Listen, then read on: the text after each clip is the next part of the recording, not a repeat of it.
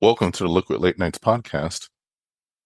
I just need a day to go by when not something else historical doesn't happen. Can I just get a bye week? Can I get a bye week? How can you buy a week on history? There's no buys. It's like there's no crying in baseball. There's no bye week. We're living in the moment now. Exactly. These are the times. These are very interesting times. These are the very, very times. That's the grown Time. That's the grown man CD. Behind the boards, Gino, and I'm Mr. A. Yeah, these are the times.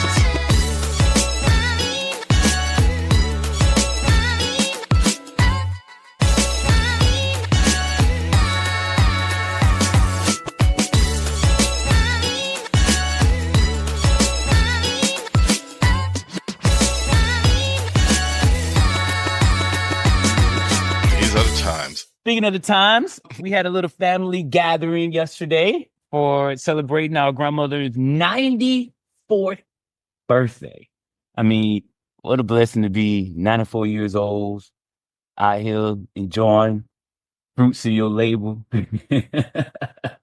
And still got control of your faculty so you can actually enjoy it and see That's the way I want to be. One of the questions that was on that we were talking about this earlier before we popped on the podcast was one of the questions that were on like a little questionnaire about how well we knew the honoree, which was funny, was how long has she been a member of her church?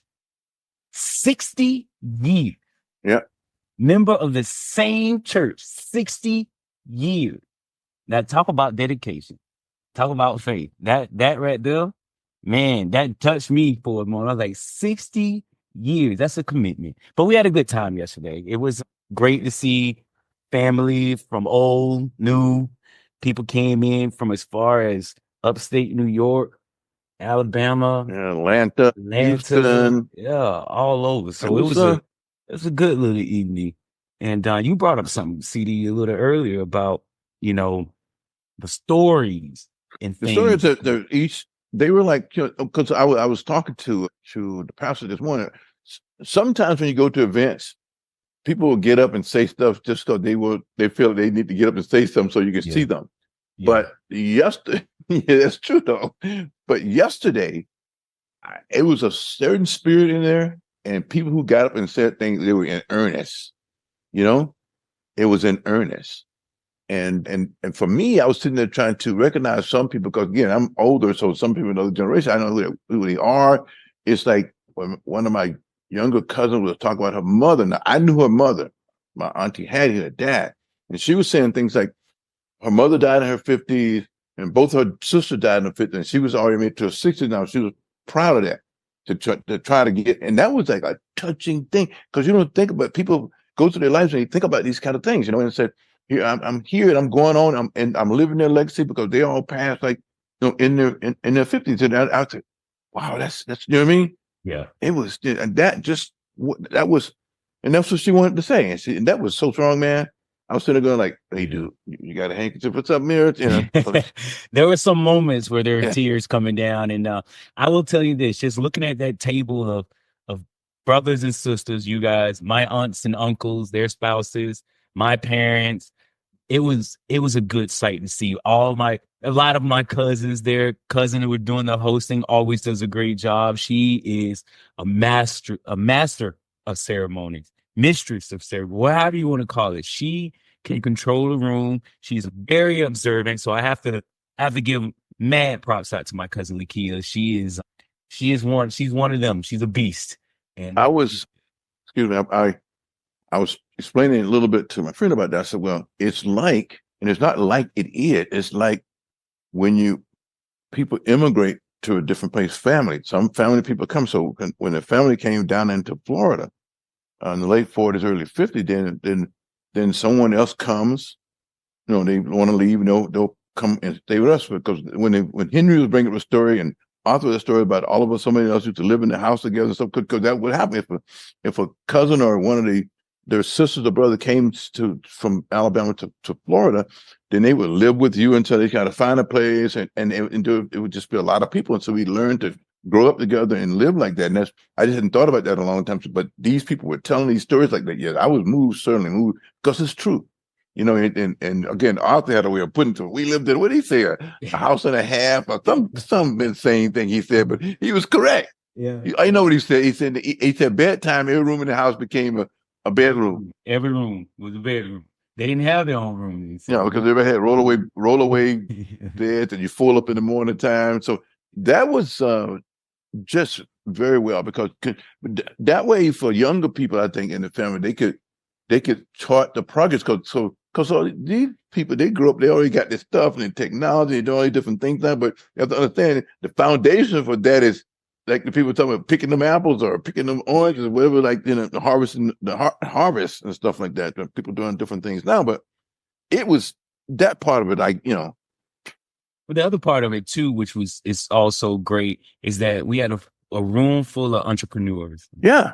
People with their own businesses here and there. And the one thing that was said, that we really, within the family itself, we have so much talent, so much to offer, that within just our group, we can probably get anything done. The host put it together, you know, if you need this done to your house, if you need this done to your car, if you need to open up this, if you need supplies for that, it's all right here in the room.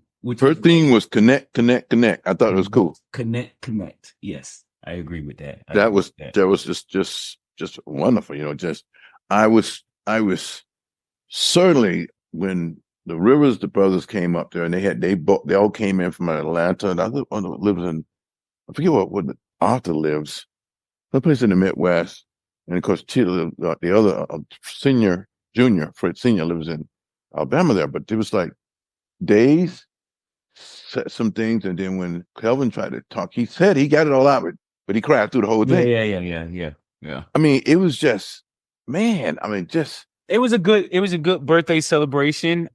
I think it was great. So, I mean, what is the history of a birthday celebration? I mean, where does all come from? Why do we celebrate birthdays like that? I know it's always about a milestone of your born day, but, you know, where, why, and how? I know when you get to a certain age, I know at this point, I don't celebrate a birthday anymore. But no, but this was, in a sense, because out of that large, the family, the maternal side of our family, which is that represented, okay, as far as my mother's concerned, there's only a couple of these people still, you know, in this dimension. So the idea, and Tubin was there yesterday, but my mother and her sister were there, and then there's one other one. So there's three left from a family that came with 14 children. So that's a passing of the guard, in a sense, because that's what Kim was trying to say, because they lost both of their parents in the last year and a half. You know, so they made a specialty to come to be with my mother, their aunt, because of this. And then and that's what I felt from him when he was saying it. He said, "This is awesome," you know, but it's true. So there's those of us who are the next one, which I guess would be my siblings and my cousins, my direct cousins, are the next generation that we're here. But those other people who are in their 80s and their 90s or ticking across the century mark, is like, that's amazing stuff. I mean, I agree. All right. Let's By the way, start. Gene, you should celebrate your birthday. Nah.